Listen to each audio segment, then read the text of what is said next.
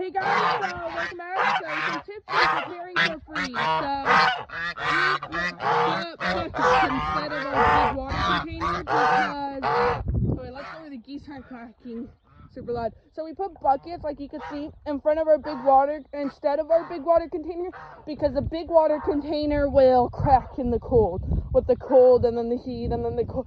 So just for the freeze, we put buckets, which as you can see, the geese managed to get them dirty within 5 minutes. I just filled them for the morning.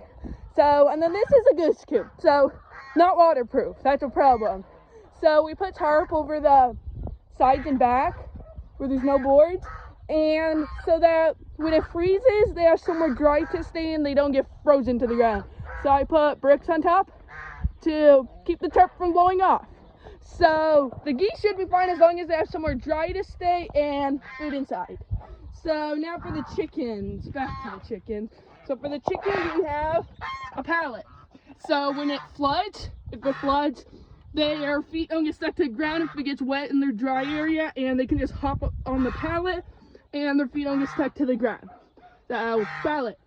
And then when a freeze is coming, like now, we're about to have a big freeze, I would highly suggest not cutting your chicken's wings. That is a fatal flaw because chickens use their wings to either fly in higher places if their feet are getting stuck to the ground, frozen to the ground, because we're going to be way below freezing. And they also,